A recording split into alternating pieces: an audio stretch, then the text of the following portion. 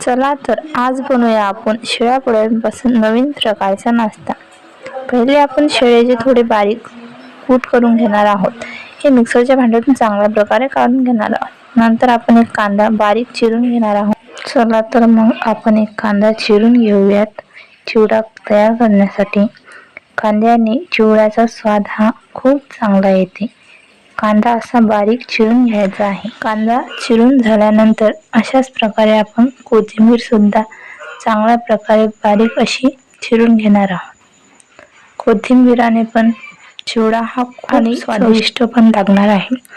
तिखट येण्यासाठी आपण मिरच्या कापून घेणार आहोत। मिरच्या पण बारीक आपल्याला अशा कापून घ्यायच्या आहेत। मिरच्या कापून झाल्यानंतर आपण थोडे गोडनिंब सुद्धा घेणार आहोत। गोडनिंबाने पण खूप चांगला स्वाद येते। अशा प्रकारे हे सर्व काही आपण एका प्लेटमध्ये काढून घेणार आहोत। नंतर थोडेसे शेंगदाणे पण घेणार। सर्व चिरून झाल्यानंतर आपण गॅसवर कढई टाकून घेऊया। ते कढईमध्ये 2 बुटले असे तेल टाकूया। तेल तापल्यानंतर आपण त्यात थोडे शेंगदाणे टाकून घेऊया। शेंगदाणे सर्वप्रथम अशाला टाकलेले आहेत की तेलात शेंगदाणे हे चांगल्या प्रकारे झाले पाहिजे।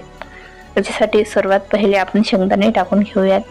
शेंगदाणे परत झाल्यानंतर आपण शेंगदाणे हे तेलात चांगल्या प्रकारे झाल्यानंतर आपण याच्यात थोडे मिरच्या ह्या टाकून घेणार आहोत। नंतर थोडे कांदा आणि जिरं कढीपत्ता हे टाकून घेणार आहोत।